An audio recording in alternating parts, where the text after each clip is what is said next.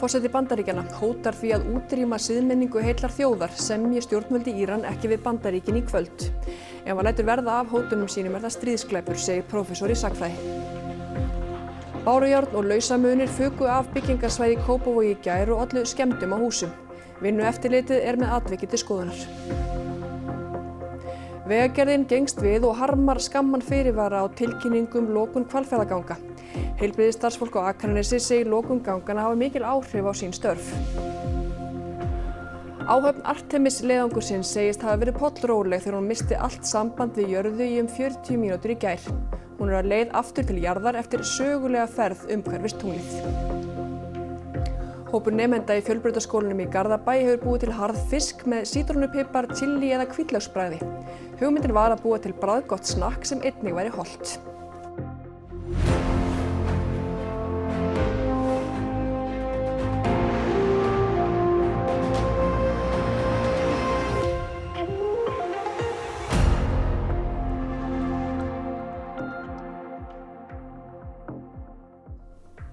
Komiði sæl. Bandaríkjaforseti reynir að neyða Írana að samningaborðinu með hótunum á samfélagsmiðlum að mati prófessors í sagnfræði. Hótanir Trumps á samfélagsmiðlum í dag hafa vakið heimsathygli.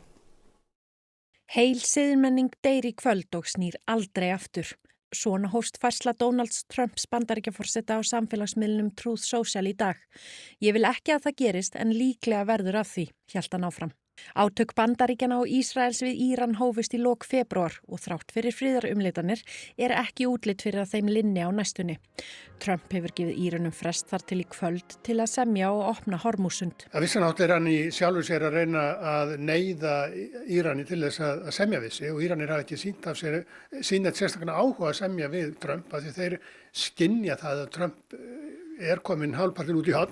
Íranar hafi spilin að mörguleyti í sínum höndum. Þeir þurfi ekki að óttast þingkosningar eða álit almennings, annað en Trump. En við verðum að taka þessi orð forsetans alvarlega, hann forseti Bandaríkjanna og hvað hann meinar með þeim á eftir að koma í ljós, en ef að hann lætur verða að því sem hann búin að hóta, að það má segja að Bandaríkjamenn séu búin að fremja, það er allir sammála það að þar með eru Bandaríkjamenn að fremja stríðsglæpi. Trump hafi litlar áhyggjur af því. Af því eina sem stýri hans gjörðum hans eigin siðferðiskennd og það eru svo margir sem hafa áhyggjur af því ef að siðferðiskennd Trumps á að stýra gjörðum Bandaríkjamanna því að hann kannski ekki endilega sýnt sig sem sérstaklega svona siðferðilega þenkjandi mann. Trump hefur nokkurra vikna skeið haft í hótunum við Írana. Oftar en ekki hefur hann fært fresti eða tímamörk. Guðmundur telur erfitt fyrir Trump að gera ekkert núna því hann sé búin að hafa í hótunum svo oft. Það getur verið að Íranir bakki eitthvað og svona opni á að semja. Við erum bara að sjá til með það. Íranar hafi engan sérstakann áhuga á semja nema þeir fái tryggingar fyrir því að samningar haldi. Þannig ef þú ert góður samningamæður í þessum alþjóðlegu samskiptum að það verður að gera svo vel að sýna fram á það að því sé treystandi. Og Trump hefur ekki gert það. Þannig að þetta staðan sem við erum í og hann búin að koma sér í þessa stöðu og það ekkit alveg ljós hvernig hann kemur sér út úr henni. Lögregla og slökkvilið voru kölluð út þegar bárujárn og annað lauslegt fauk af byggingarsvæði í Kópavogi í gær og olli skemmdum á nærliggjandi húsum, þar á meðal þjónustuíbúðum. Verktakinn harmar atvikið og vinnueftirlitið með það til skoðunar. Hættulegar aðstæður mynduðust hér á niðurrifssvæðinu í Fannborg í gær. Þegar að þakplötur, bárujárn og annað lauslegt byrjaði að fjúka í hávaðaroki í átt að þjónustuíbúðunum og olli skemmdum á húsinu. Ég satt bara við vinnu hérna upp í sólstofunöfinni á Fannborg 7 og heyri læti og lít út og þá sé ég að í stórviðrinu sem var að það hefur verið að rífa hér þakið á Fannborg 6 og hlutir fjúka, pappi, timbur og fleira. Ég búinn að fá alveg ótrúlega viðbrögð frá fólki sem alveg fyrst og fremst undrandi en það eru margir reiðir líka að þeir sem bera ábyrgð á svona framkvæmdum að þeir skuli haga sig með þessum hætti. Mannverk sem stendur að niðurrifinu segir í yfirlýsingu að niðurrifið hafi gengið hægar en gert var ráð fyrir og því hafi ekki náðst að klára það fyrir páska. Veðrið á mánudag var svo mun verra en ábyrgðaraðilar gerðu ráð fyrir og þá fór verktaki á vettvang til að koma í veg fyrir frekara tjón. Forsvarsmenn harma atvikið og reyna að koma í veg fyrir að slíkt gerist aftur. Bæjaryfirvöld í Kópavogi funduðu með mannverki í morgun ásamt Árkór EHF sem lóðarhafi. Og fórum bara yfir náttúrulega ábyrgð verktakans og það er alveg skýrt að þetta á hans ábyrgð að tryggja öryggi á verkstaðnum. Það er von á annarri lægð á miðvikudaginn, þannig að bara svona brýndum að tryggja öryggi fólks. Formaður félags byggingamanna segir mikla mildi að ekki hafi farið verr. Það er alveg skelfilegt að horfa á þessa myndir sem birtist á samfélagsmiðlum og hættuna sem að skapaðist af þessu. Þetta er nefnilega mikilvægt í byggingaframkvæmdum, það eru öryggisatriði og fokhætta er bara mikið öryggisatriði og þarna virðist hafa verið pottur brotin. Maður velti fyrir sér reyndar að vakna spurningar í ljósi allra þessara réttindalösu starfsmanna sem eru á byggingamarkaði, hvort að þarna hafi verið menn bara með fagþekkingu til þess að gæta að öryggisatriðum. Því að þetta á ekki að geta gerst svona. Í svari við fyrirspurn Fréttastofu segir Vinnueftirlitið að stofnunin sé meðvituð atvikið og með það til skoðunar. Hvalfjarðargöngin verða lokuð í kvöld og fram á morgun og þannig verða 5 nætur í viku næstu 7 vikunar. Deildarstjóri á fæðingadeild Heilbrigðisstofnunar Vesturlands segir fyrirvarann allt of stuttan. Vegagerðin hefur verið gagnrýnd fyrir með hve skömmum fyrirvara var tilkynnt lokunina á miðvikudag í síðustu viku. Í dag, sama dag og fyrsta lokunin fundaði Vegagerðin með bæjaryfirvöldum á Akranesi. Forseti bæjarstjórnar á Akranesi segir að fullur skilningur sé á framkvæmdinni og að ekki sé hægt að hleypa umferð í gegn á meðan unnið í göngunum. Það hvernig þetta var kynnt var hins vegar að okkar mati gert með allt of stuttum fyrirvara og kemur sérstaklega illa til dæmis fyrir vaktavinnufólk sem að ýmist vinnur hérna með við göngin og býr fyrir sunnan eða öfugt, býr á skaganum og sækir vinnu suður. Frá með kvöldinu í kvöld verða göngin lokuð frá 9:30 á kvöldin til 6 næsta morgun, næstu 7 vikunar. Það á við öll kvöld nema föstudags- og laugardagskvöld. Engri umferð verður hleypt í gegnum göngin á meðan lokun stendur nema sjúkrabílum og öðrum forgangsakstri. Þetta kemur til með að hafa mikil áhrif. Það má segja helmingur ljósmæðra sem að starfa hérna á deildinni séu á höfuðborgarsvæðinu. Það eru 7 ljósmæður sem að búa þessa tíma með göngin og þessi tímasetning að loka göngunum klukkan 9:30 á kvöldin kemur okkur bara mjög illa. Vaktaskiptin klukkan 11. Þannig að þetta verður þannig að næturvaktin þarf þá að koma að snemma og kvöldvaktin kemst ekki heim nema að keyra fjörðinn. Sko, ég að vinna líka á Landspítalanum 20% þar og þar með get ég ekki tekið kvöldvaktir næstu 7 vikur nema að þú þurfa að keyra Hvalfjörðinn. Ósk lét taka sig af öllum vöktum á Landspítalanum á þessu tímabili. Sko, það var náttúrulega tilkynnt 1. apríl, þannig heldum öll að þetta var aprílkapp eða það var svona mikið í umræðinni. En það náttúrulega heldur stuttur fyrirvari. Þannig að fólk kannski með viku fyrirvara getur ekki tekið sér allum vöktum. Auðvitað reynum við að bara frá degi til dags að redda málunum, en þetta bara þetta svona skellt á mann með engum fyrirvara. Það verður einhver svona röskun á starfseminni hérna? Ég vona ekki. Við reynum að gera allt til að það verði ekki, en eins og segi, við tökum bara einn dag í einu. Svo eru líka margar konur á höfuðborgarsvæðinu sem koma að fæða hjá okkur, þannig að það er líka röskun fyrir þær konur. Á þeim tíma sem lokunin stendur á milli 9:30 á kvöldin og 6 á morgnana keyra að meðaltali 550 bílar í gegnum Hvalfjarðargöngin á degi hverju. Sérfræðingur Vegagerðarinnar segir framkvæmdina bæði umfangsmikla og nauðsynlega, en Vegagerðin harmi hve seint var tilkynnt lokunina. Við erum að skipta þarna út bæði öllum lömpum til lýsingar og eins erum við að skipta alla kapla og eins er verið að rífa niður gamlan búnað sem að hefur svolítið dagað uppi þarna hjá okkur. Vegagerðin hefur svolítið verið gagnrýnd fyrir hversu skammur fyrirvari var á þessari tilkynningu. Hverju svariði því? Já, við bara göngumst við því miður að þá varð okkur fótaskortur á tungunni og upplýsingagjöf og við hörmum það og okkur þykir það leitt. En höfum í núna helgina, páskahelgina og í dag átt mjög góðar viðræður við bæði fyrirtæki og stofnanir norðan við göng sem að sem að hjálpa okkur og leggjast á eitt að leysa málið. Sjáið þið að þetta haldist á áætlun og verði klárað á þessum 7 vikum? Já, nú verð ég að vera mjög pólitískur og það mun tíminn leiði ljós. Alvarlegt bílslys varð á hringveginum í Mývatnssveit í hádeginu og 2 voru fluttir með þyrlu á bráðamóttöku sjúkrahússins á Akureyri. Annar þeirra alvarlega slasaður. Lögreglan á Norðurlandi eystra barst tilkynning slysið klukkan korter fyrir 1. Þá hafði bíll farið út af veginum við Neslönd norðvestan við Mývatn. 2 fullorðnir voru í bílnum og notuðu viðbragðsaðilar björgunarklippur til að ná öðrum þeirra úr bílnum. Umferðartafir urðu á veginum eftir slysið en vinnu á vettvangi lokið. Lögregla rannsakar tildrög slysins. 3000 eldingar mældust í eldingaveðrinu sem gekk yfir sunnanvert landið í gær. Miklar rafmagnstruflanir urðu þegar eldingu laust niður í flutningslínu Landsnets. Veðrið náði hámarki 8-leyti í gærkvöld með tilheyrandi þrumum og eldingum sem sáust víða. Þetta var mest bara sunnan við Reykjanesskagann og aðeins á okkur En það voru fyrir norðan 63 gráður norður, þá voru þetta með 850 eldingar sem voru sem bara mjög mikið. En svo þar fyrir sunnan voru ennþá fleiri, bara í hafinu fyrir sunnan Ísland. Ég held að það verið svona í öllu veðrinu næstum í 3000 eldingar.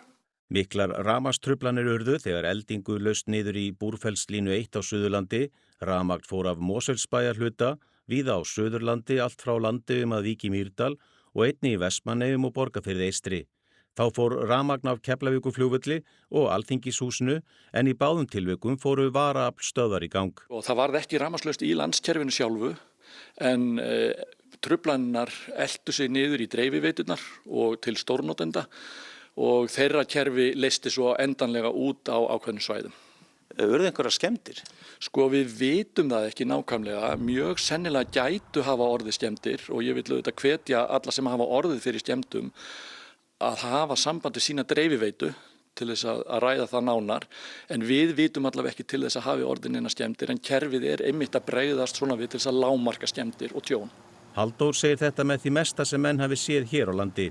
Þetta gerist ekki oft en það eru að aukast eldingar á Íslandi þannig að við erum að sjá oftar og oftar eldingaveður. Eitthvað sem við sáum kannski með 10 ára fresti hér áður fyrir kannski að verða 5 til 10 á ári og það breyting. Þórður segir þó erfitt að meta hvort þetta sé til marks breytingar á veðurfari. Við sjáum svo sem ekki neina langtíma leikni í þessu en við höfum að því þetta eru svo fáir atburðir þá er búið erfitt að segja eitthvað um það. Á morgun byrja fjarskiptafyrirtækin að loka 3G fjarskiptakerfinu á höfuðborgarsvæðinu. Undirbúningur hefur staðið yfir lengi og þetta getur haft áhrif á eldri síma og síma sem eru keyptir erlendis. Búið að setja upp sjálfvirkan símsvara sem fólk getur hringt í til að ganga og skugga hvort símar þess dugi áfram til neyðarsímtara eftir að 3G kerfinu hefur verið lokað. Fjarskiptastofa og neyðarlínan leggja áherslu á að fólk eigi ekki að hringja í 112 til að prófa sambandið því það valdi óþarfa álagi á neyðarþjónustu. Þess í stað á að hringja í númerið 1280. Varaforseti Bandaríkjanna lýsti yfir fullum stuðningi stjórnvalda í Washington við Viktor Orbán, forsætisráðherra Ungverjalands í opinberri heimsókn sem hófst í morgun. Tæpri viku fyrir kosningar sem líkur standa til að Orbán tapi. Baráttunum hilli ungverskra kjósenda að ná hámarki þessa dagana fyrir þingkosningarnar sem haldnar verða á sunnudaginn en Fidesz-flokkur Viktors Orbán undir í velflestum könnunum sem ekki það sem aðdáendur hans í Washington þar á meðal Bandaríkjaforseti vilja sjá. Litið á heimsókn J.D. Vance varaforseta til Budapest sem tilraun til að bæta stöðu Fidesz-flokksins fyrir kosningarnar. Vance var með sína skýringar á slæmu gengi flokksins að undanförnu.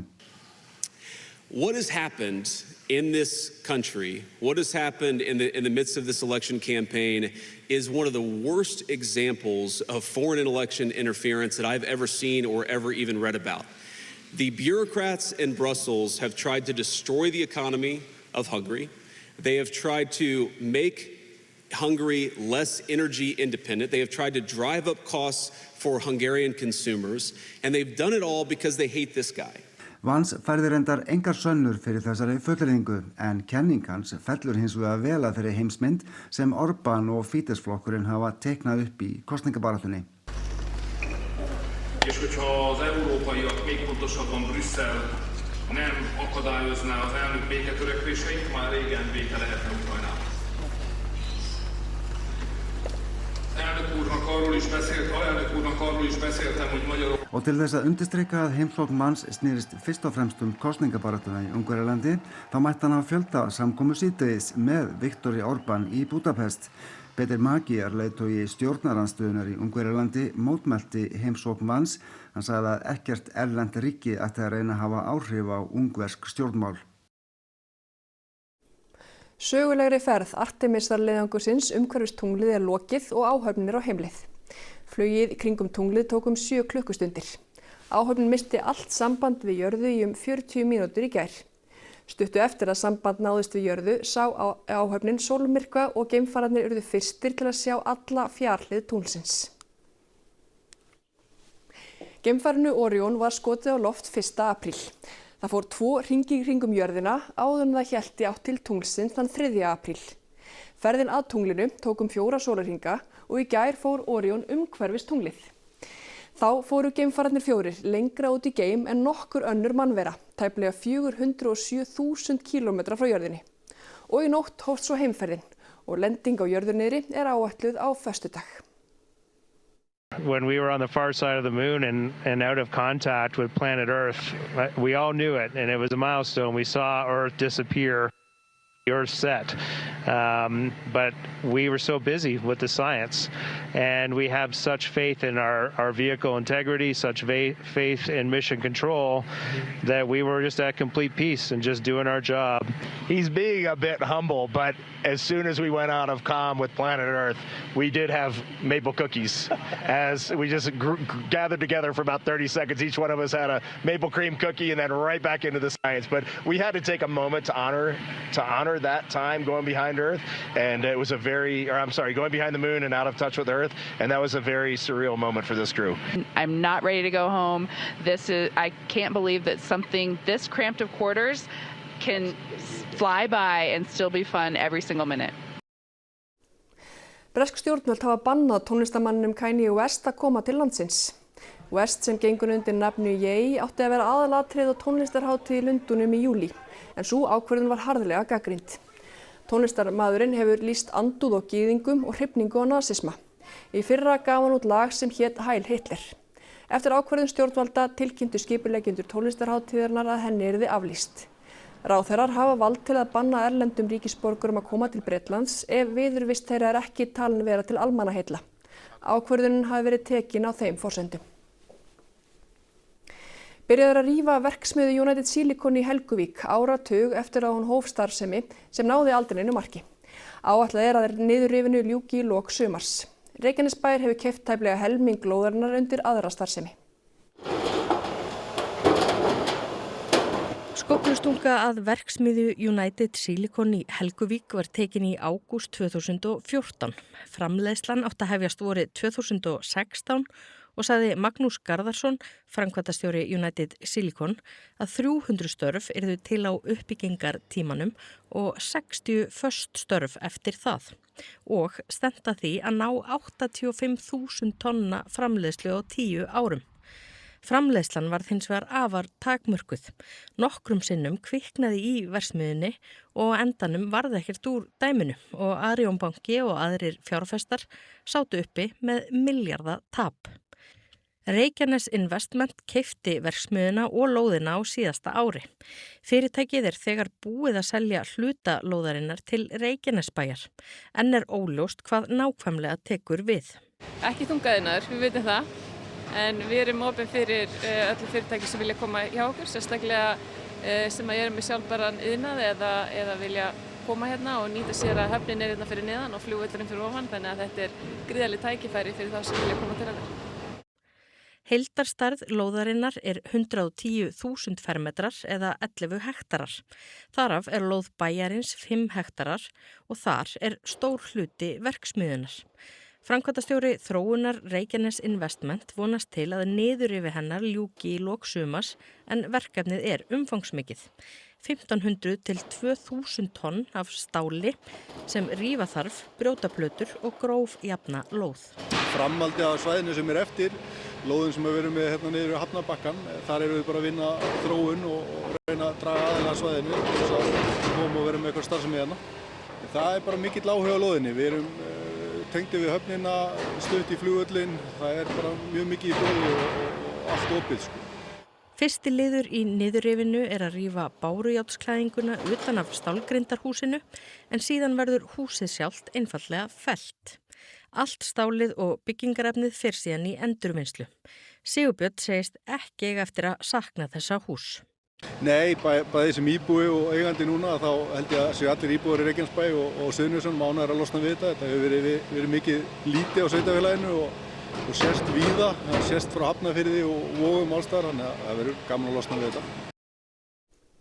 Nemendur í fjölbrautaskólanum í Garðabæ hafa þróað harðfisk með þrenns konar bragðtegundum. Að baki hverjum harðfiskpoka liggur mikil vinna en krakkarnir hanna og útbúa umbúðarnir sjálfir. Við prentum út í prentunum hérna og við þarfum að plokka þetta alla stafina.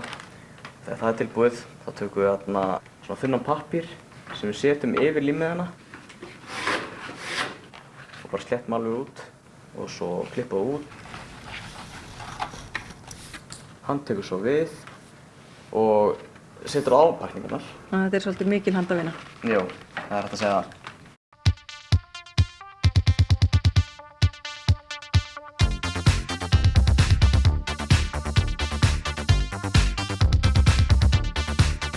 Við erum að merkja hérna umbúðir utan bragðbættan harðfisk sem er vara sem við erum núna búin að þróa í frumkvöðlafræði.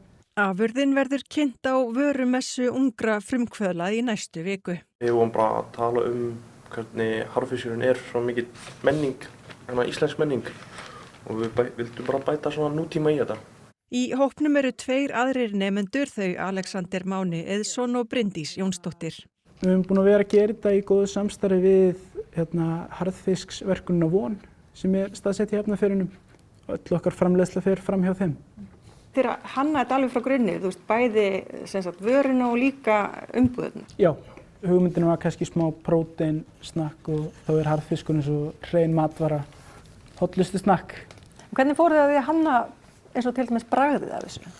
Við fórum svolítið að hugsa bara hvað krydd eða hvaða bragðtegundir passa vel með fisk bara yfir höfuð.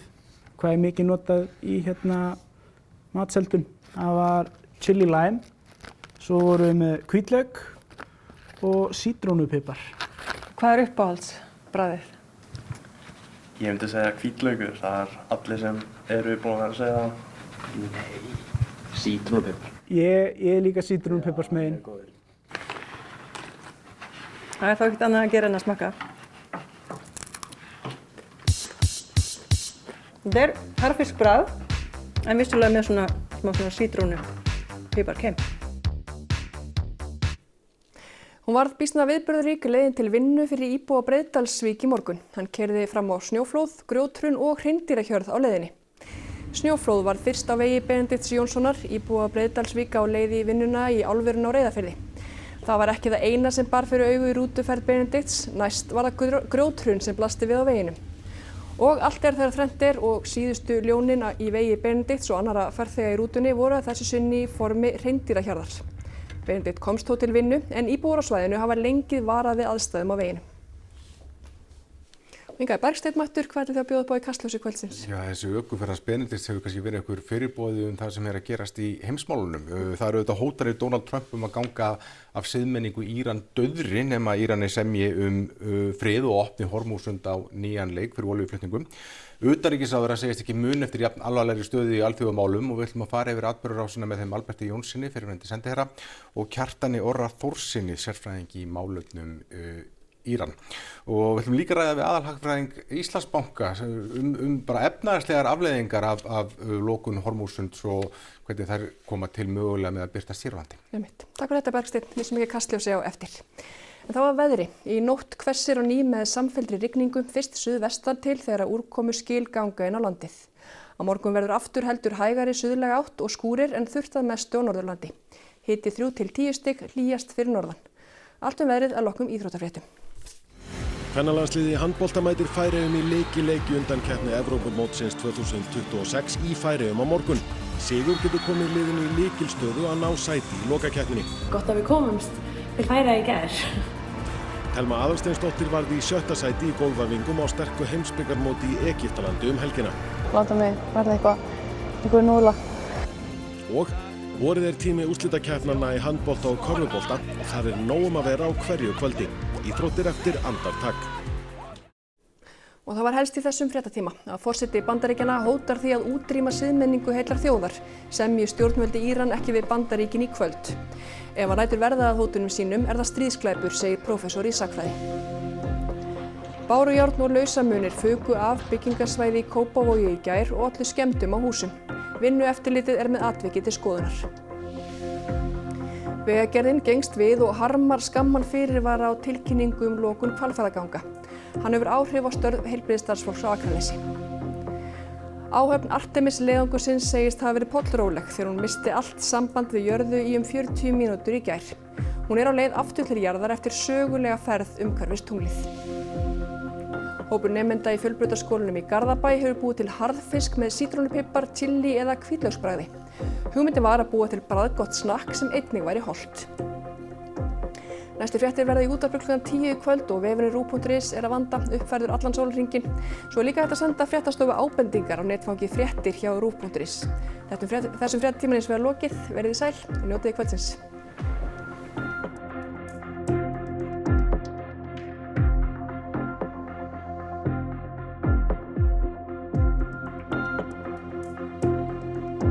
Á RÚV í kvöld.